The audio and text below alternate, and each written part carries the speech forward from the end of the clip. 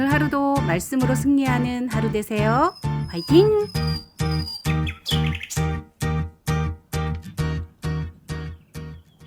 여호와께서 모세에게 말씀하여 이르시되 너는 물두멍을 노스로 만들고 그 받침도 노스로 만들어 씻게 하되 그것을 회막과 제단 사이에 두고 그 속에 물을 담으라. 아론과 그의 아들들이 그 두멍에서 수족을 씻되 그들이 회막에 들어갈 때 물로 씻어 죽기를 면할 것이요 제단에 가까이 가서 그 직분을 행하여 여호와 앞에 화제를 살을 때에도 그리할지니라. 이와 같이 그들이 그 수족을 씻어 죽기를 면할지니 이는 그와 그의 자손이 대대로 영원히 지킬 규례니라. 여호와께서 모세에게 또 말씀하여 이르시되 너는 상등 향품을 가지되 액체모략 500세겔과 그 반수의 향기로운 육개 250세겔과 향기로운 창포 250세겔과 계피 500세겔을 성소의 세겔로 하고 감람 기름 한 흰을 가지고 그것으로 거룩한 관유를 만들되 향을 제조하는 법대로 향기름을 만들지니 그것이 거룩한 관유가 될지라. 너는 그것을 회막과 증거궤에 바르고 상과 그 모든 기구이며 등잔대와 그 기구이며 분향단과 및 번제단과 그 모든 기구와 물두멍과 그 받침에 발라 그것들을 지극히 거룩한 것으로 구별하라. 이것에 접촉하는 것은 모두 거룩하리라. 너는 아론과 그의 아들들에게 기름을 발라 그들을 거룩하게 하고 그들이 내게 제사장 직분을 행하게 하고 이스라엘 자손에게 말하여 이르기를 이것은 너희 대대로 내게 거룩한 관유니 사람의 몸에 붙지 말며 이 방법대로 이와 같은 것을 만들지 말라. 이는 거룩하니 너희는 거룩히 여기라. 이와 같은 것을 만드는 모든 자와 이것을 타인에게 붓는 모든 자는 그 백성 중에서 끊어지리라 하라. 여호와께서 모세에게 이르시되 너는 소합향과 나감향과 풍자향의 향품을 가져다가 그 향품을 유향에 섞되 각기 같은 분량으로 하고 그것으로 향을 만들 때 향 만드는 법대로 만들고 그것에 소금을 쳐서 성결하게 하고 그 향 얼마를 곱게 찌어 내가 너와 만날 회막 안 증거궤 앞에 두라. 이 향은 너희에게 지극히 거룩하니라. 네가 여호와를 위하여 만들 향은 거룩한 것이니 너희를 위하여는 그 방법대로 만들지 말라. 냄새를 맡으려고 이 같은 것을 만드는 모든 자는 그 백성 중에서 끊어지리라.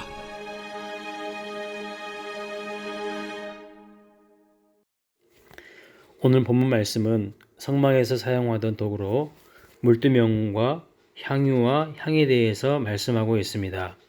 먼저 본문 17절부터 21절까지는 물두멍에 대해서 말씀합니다.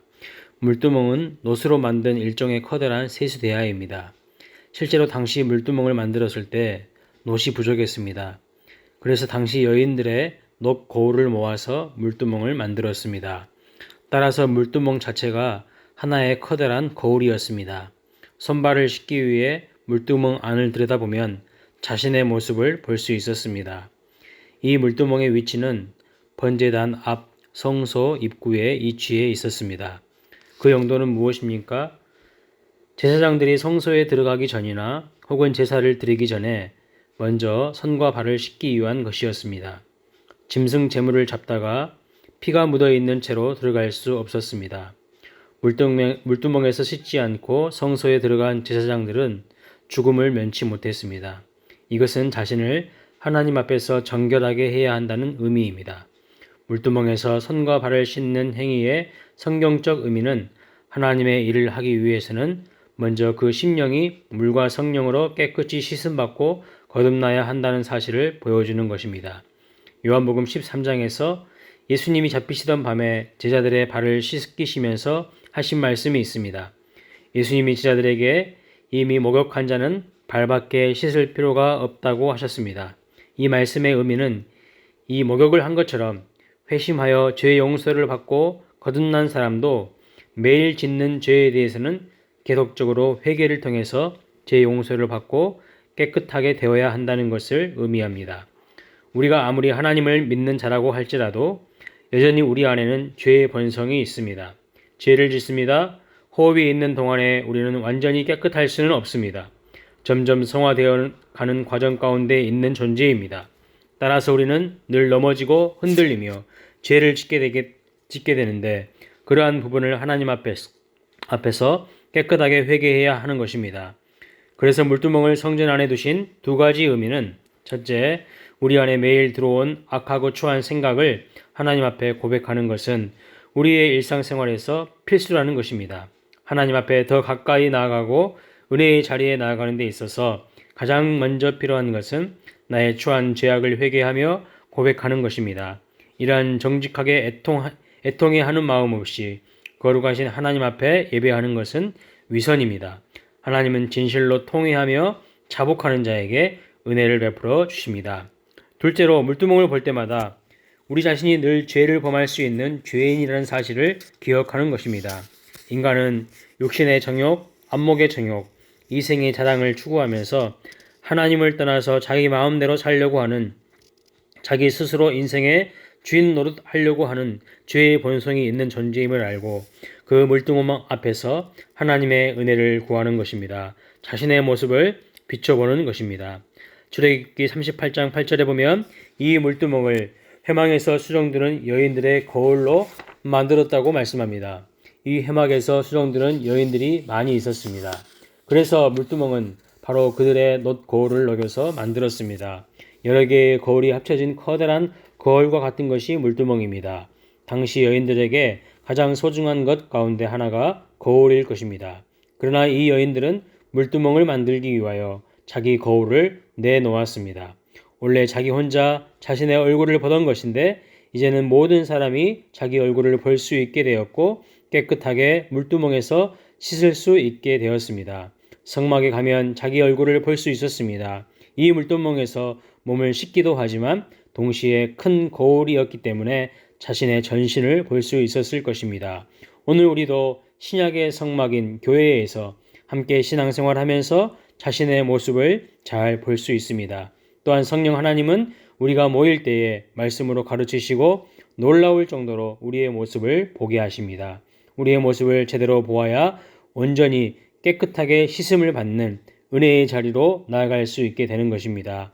22절부터 30절 말씀을 보면 성막 안에 각종 기구들이 있는데 거룩한 관유를 만들어서 그 기구들에게 바르라고 말씀합니다. 이 관유는 향기로운 기름입니다. 이것을 발라서 각종 기구들을 거룩한 것으로 구별하라고 하셨습니다. 그리고 제사장에게도 기름을 발라서 거룩하게 구별하셨습니다. 그 기름에 최고급 향료를 섞어 아름다운 향기가 나게 하셨습니다. 하나님은 우리에게 성령으로 기름 부으셔서 하나님의 거룩한 제사장으로 왕같은 제사장으로 구별하셨습니다. 그렇기 때문에 우리에게 성령의 향기가 나야 합니다. 우리의 삶에서 성령의 향기 나는 아름다운 인생이 되게 하신 하나님을 찬양하시기 바랍니다. 하나님께 올려드리는 우리의 기도에서 이기심과 욕심의 악취를 걷어내고 겸손의 향기, 하나님의 나라와 하나님의 의를 구하는 향기가 바라기를 축복합니다. 마지막으로 32절부터 33절 그리고 38절의 말씀을 보면 성막에서 사용하는 거룩한 향유를 제사장 외에 사람을 위해서는 사용해서는 안 된다 하십니다. 사람에게 쓰려고 똑같은 향유나 향을 만들어서도 안 된다고 엄히 경계하셨습니다. 이것은 하나님과 사람 사이의 경계를 분명히 하시는 겁니다. 만약 성막이나 제사장에게 발랐던 관유나 향을 사람을 위해 만들거나 사용한다면 그것은 하나님의 영역을 침범하는 큰 죄였습니다. 이것은 하나님의 것으로 구별된 거룩한 것까지 손에 쥐려는 욕심을 경계해야 한다는 것을 의미합니다. 오늘 우리의 삶에서 하나님의 말씀을 가까이 하심으로 자신의 모습을 제대로 보고 더럽고 냄새나는 마음을 정결하게 하며 오직 그리스도의 향기를 바라는 복된 삶이 되시기를 주님의 이름으로 축원합니다.